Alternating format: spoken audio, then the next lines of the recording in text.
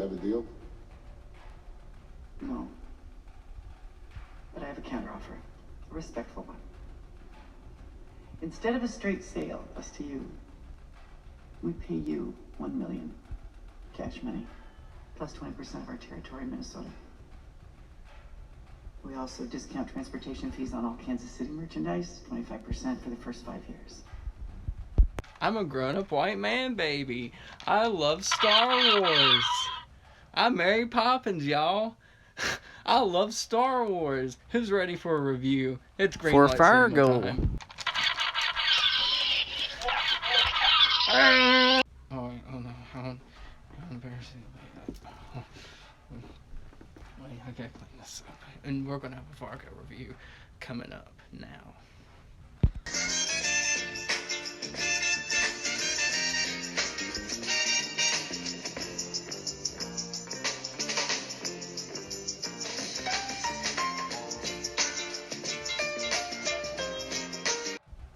We retain full control of our remaining operations. The Gerhardt family still runs North Dakota, but with Kansas City.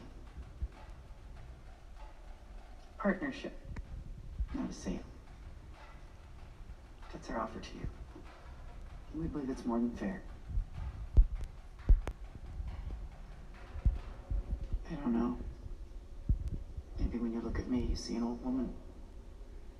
And I am 61. I've borne 6 children, had 3 miscarriages. 2 of my sons are here today. Can you believe, Floyd? Oh, I got right on the camera. I didn't mean to do that. Yeah, so, welcome to the show. And, yeah, so I don't think Kansas City is very happy with Floyd, by the way. I mean, partnership, that's not what they had in mind. I believe, if you guys remember in the first episode, and I mentioned it in my very first Fargo review, that they wanted to do liquidation. So, let's see where this goes from there. Just because I'm an old woman, that my back is weak, and my stomach's not strong. I love every bit of dialogue that Floyd is saying in this scene right here. She's so strong and such a brave and encouraging woman. I mean, I love her character in this. I wish I'd known your husband. No. My husband would have killed you where you stood the first time you met. Another really incredible line. I'm glad you're talking to his wife. And that's what I'm glad. Now, as I've said before, Joe Bulo is a tough talker, but I think he is very intimidated by them. Partner up. Except, I gotta admit, I just wondered if we make this deal, split the territory, we move in, can you guarantee your boys will abide? My sons listen to their mother. Good. Okay. Except, here 2 of my men assaulted just this morning in the appropriation of donuts by your oldest. Attacked in peacetime during the period of deliberation without provocation. Oh, I was provoked. My sons will abide. See that's the problem with the family business. Now, if one of my men defies me, puts a deal in jeopardy, I take his arm. If he talks out of turn, I take his tongue. But you, your children, your grandchildren, what are you willing to do to show us you're committed? I'll deal with my son. This partnership will hold. Come on, you're gonna let this guy come here and disrespect us. Ooh, you got that mad. Quiet. Bunch of fruits and ties and pocket protectors. I'll pick my teeth. Take him out! Get off!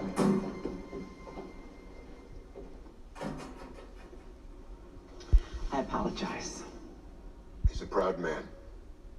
His father built an empire and he just wants what's his. He'll fall into line. No. I don't think he will. that was a big scene to take in right there. But there's a lot going on there. And I wanted to mention, I didn't get to mention this in my last review, but that little part right there, when they said that they were in peacetime, and but there was like a provocation. There was some type of altercation with donuts or whatever, and one of their men was.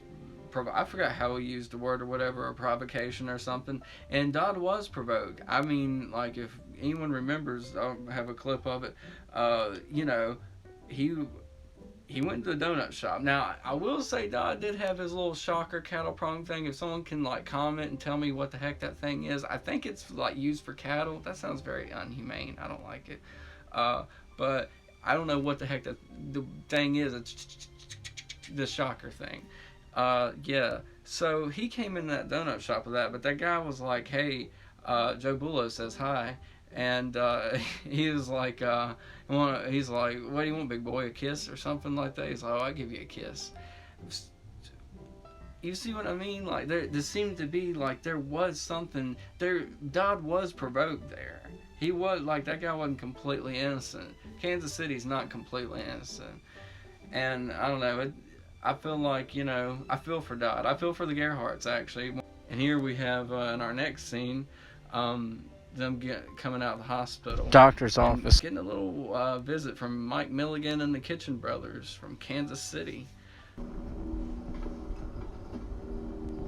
Who's a dumbass? Go around the passenger seat. Otto looks like he knows something's coming. Everybody does. I feel for the Gerhardts. I know I say that a lot, but already it feels real edgy. I love the cinematography here of just how the fear looks and how surprised that all our characters look here. They look like they're about to be caught off guard, but they look like they're also aware of things too. Very interesting scene.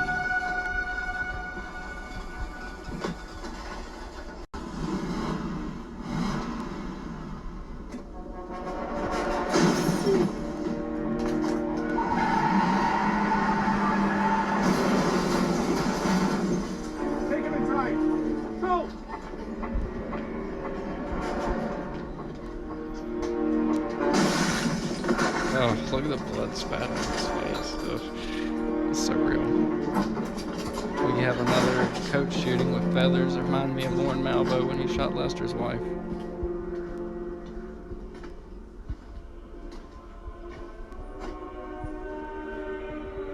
And we have another Joe Bullo says hi scene. Even though it's cold, literally and figuratively, this is really cold to do to somebody, especially in this man being in his condition.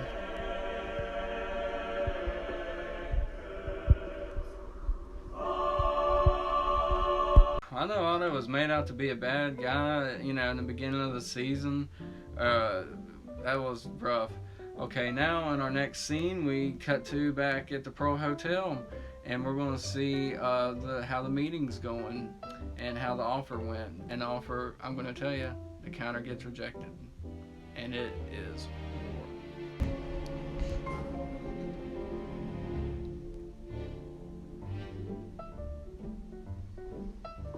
The counter has been rejected, and now we're lowering our price by $2 million.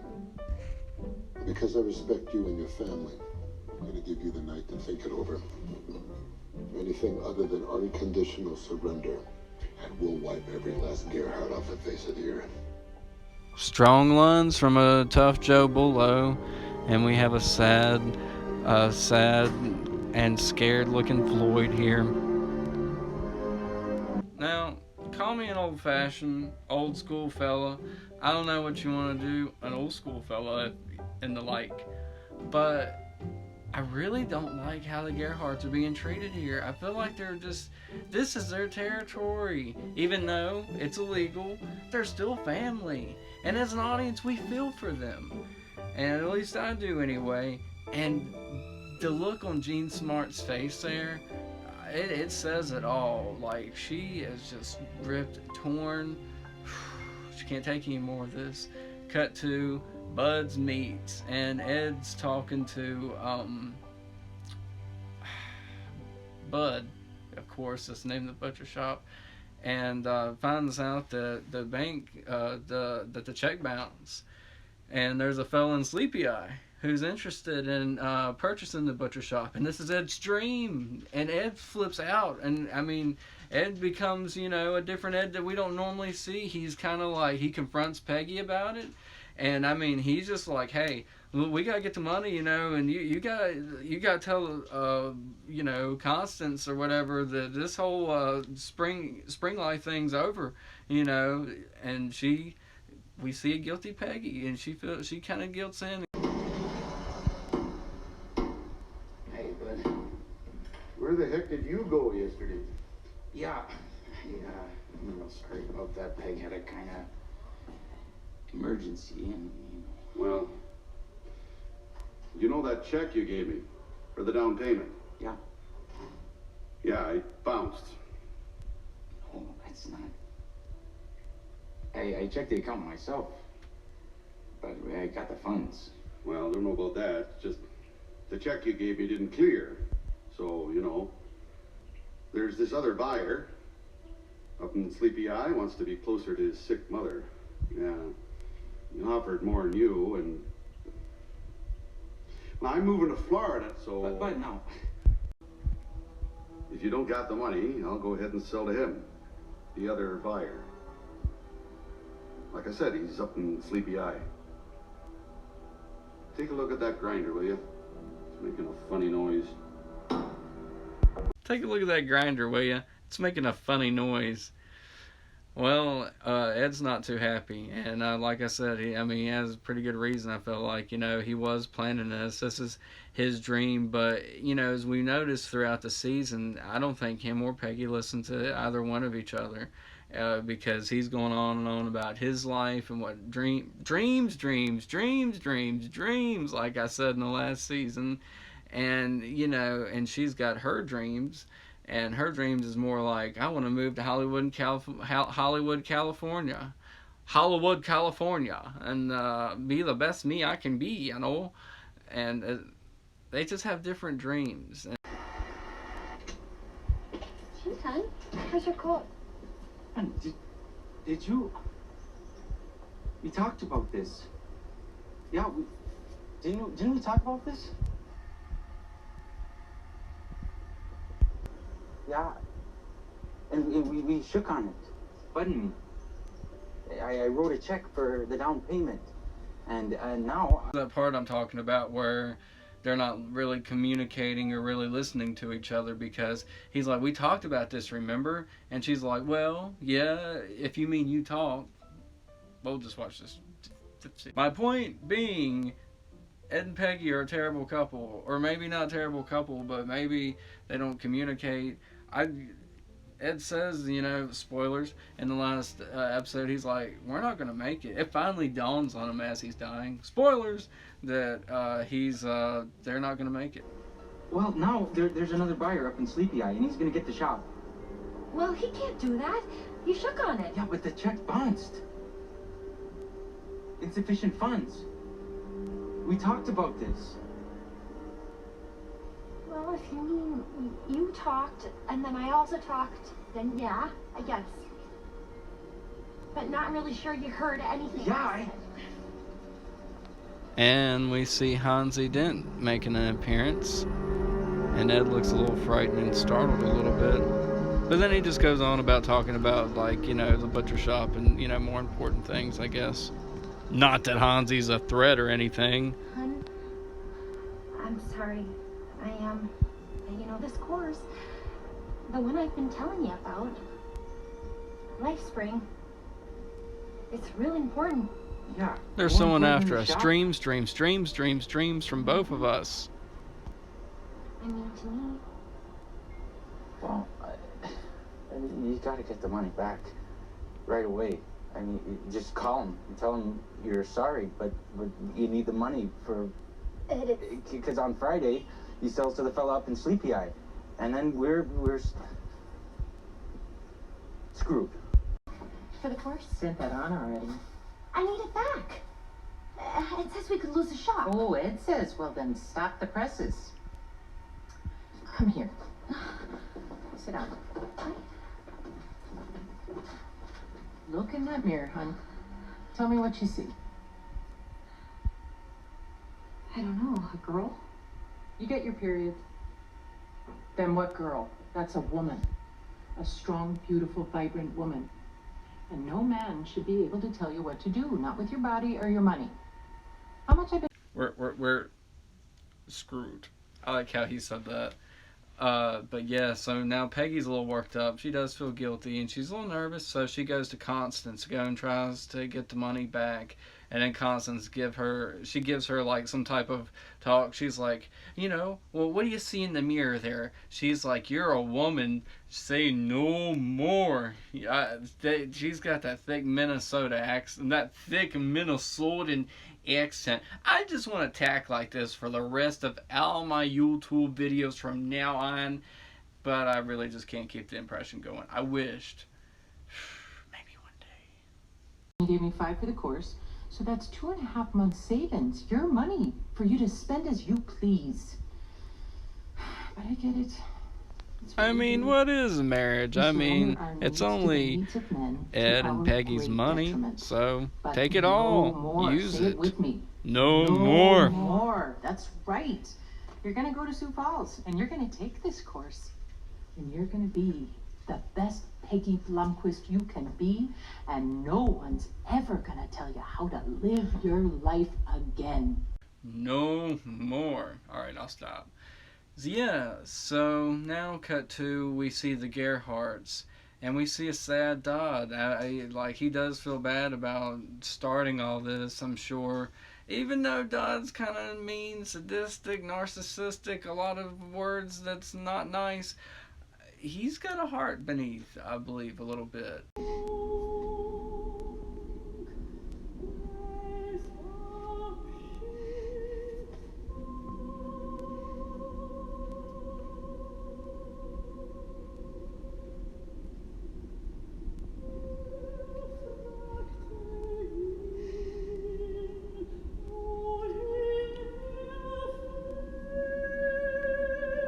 I mean, they really feel like real characters and real people. I mean, I've said this before, and I'll say it again. I'll tell you one thing.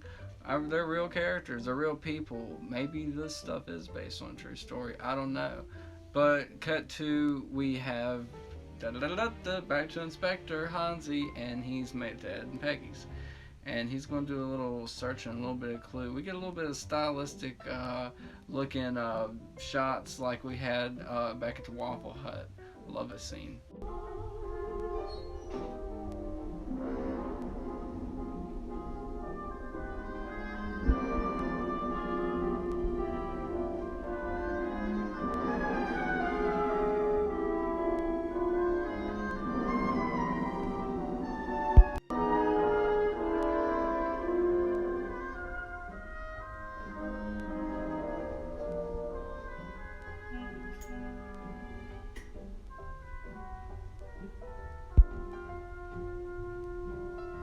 He smells bleach.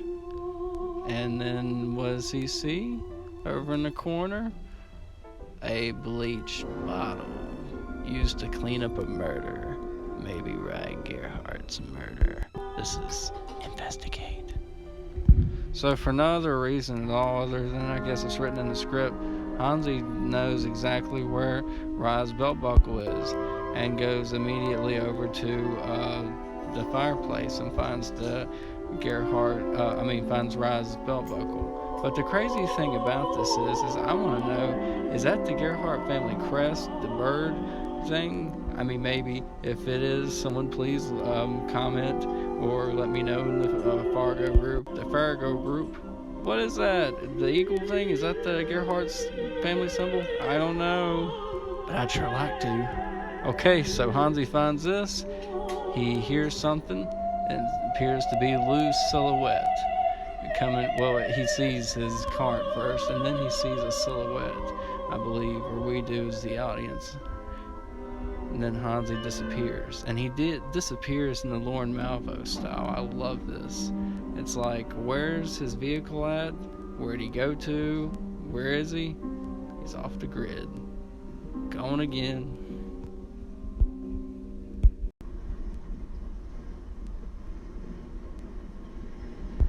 I'm just positively fascinated by Hansi. And, you know, we don't know a lot about him. We do find out, spoilers again, at the end of the season that he gets a social security card or number for the very first time, and he's got a name, and his name is Moses Tripoli in first season. You gotta check it out. It's really cool. Maybe I can do a review about that. But we gotta finish this review and wrap it up. So, Hansi has got all that he needs. He's found the belt buckle, and Lou's just showed up. I like how Lou, he's playing with his string like he always does. I was looking to see if I have any string. I don't. I wish I could do that string thing. Or no, wait. He's not playing with string. This Fargo messed you up. He's playing with the string in the last part of the thing, just like he was at the very beginning. The little thing, and he does that in the first season too.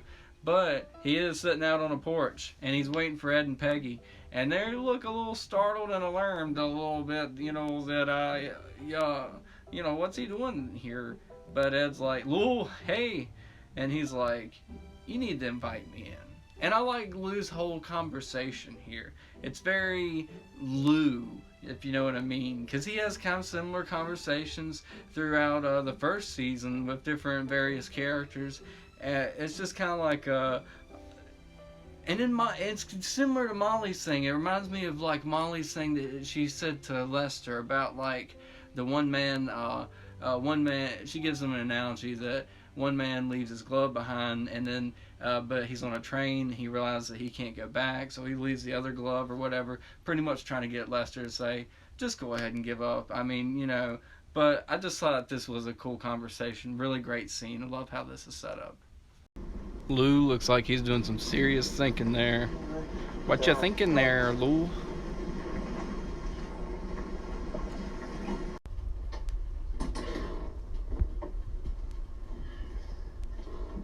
Ooh.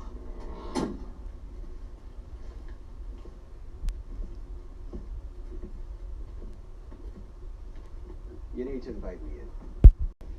I could make some coffee. None for me, thanks. Lou's ready to get straight down to the point. Saw your car at the shop. Yeah, I slipped on some ice on the way to work. My fault, really. I was going on about something. Something wrong? What you notice there, Ed? No, I just... A scene similar to when he was at the butcher shop. Lou recognizes that fear in his eyes. I can help, but you gotta be straight with me. If I check the car, the interior, I'm not gonna find blood? Well, Ed hurt his neck, but That's why I got no that. blood.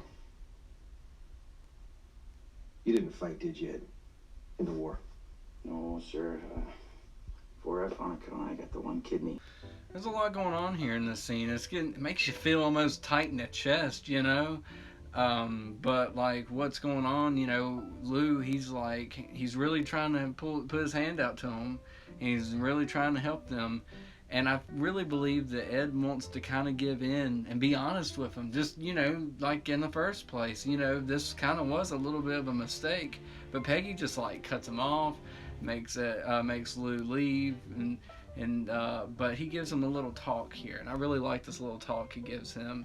But I don't know if I got the whole clip to that, but pretty much, you know, he's saying, you know, I know the fear in your eyes. He's like, both of you guys have it. And he's like, you guys think it's Tuesday yet? Or you guys think it's still Tuesday and something. But I just love Lou's, like, he's so, like, smart, logic, you know, and so, like, straightforward of a character. Him and Molly have so many similarities. I just love how both of their characters are written. Very well done. Ed, he's scared me. But we see it. The rest of us. And we lie. We say, lay still. You're gonna be fine. If you'd been to war, you'd know the look. See, you and Peggy, you got the look. You still think it's Tuesday. You have no idea what's coming. Lou, I'm really trying to be straight with you here. We hit some And- ice. That's all. I mean, it could have happened to anyone. Ed wasn't even speeding. That man you hit, his name was Rye Gerhardt. Hit a tree, we told you. I love Lou's look right there. I mean, we were arguing, and Ed turned his head. Lou's got this thing figured out. He's gave them, you know, Rye Gerhardt. I mean, he's put the fear in them, but in a good way. I mean, they kind of need this a little bit, but it doesn't do either one of them any good. They don't take any of his sound advice. And his family hurts people for money. And they're coming. Maybe you're already. And my point is, because I'm tired of talking. If you did something, you made a mistake, you panicked, you maybe covered it up, now's the time to say. Right now. Because we can still fix this. But if I'm right, that window's closing, and you may already be dead. This is... You're out of line. Woo! This scene is heating up. So yeah, Peggy gets, she's like, Ed, get him to leave. And he's like, is that true, Ed? You want me to leave? And he's like, you know, Lou, I believe that's best. Is that true? You asking me to leave?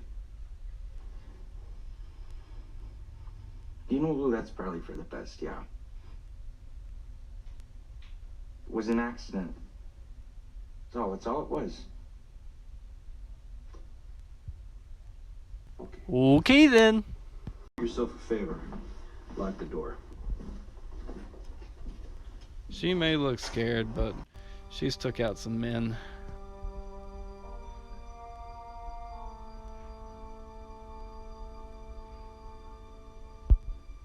We got 3 families, and we're going to see the Gerhardts. We see Floyd holding Otto. She's really, you know, upset by the meeting and how all this has turned out. It's just been one thing after another. And then we see, we just seen Ed and Peggy. I'm sorry, they were the first couple. And then we cut to with Lou and Betsy kind of like talking about things and trying to figure things out. And, you know, he kind of like lets her know, you know, he feels like something's not right. And she's like, is it us? And he's like, no, it's the whole world. I just love Lou. He is a great character. I keep talking about how great these characters are because they feel so real. I hope season 4 is going to be as good. Ma. Everyone's together. We need to know. What do you want to do?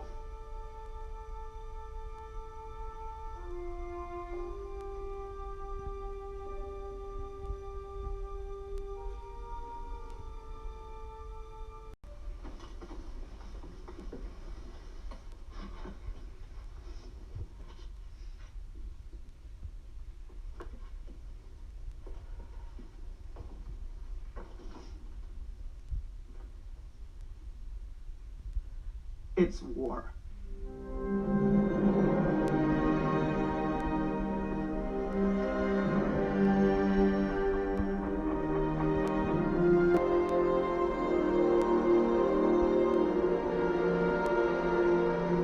Yeah, there it is. There's that good old rope. And pull that rope. Teach us something. Boy Scouts or Army, something he learned probably. I don't know.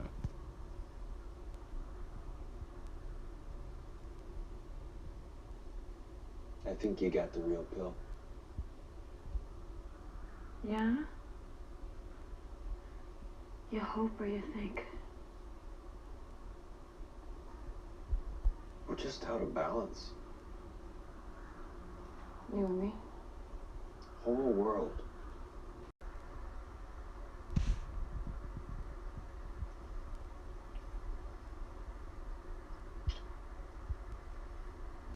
Amazing.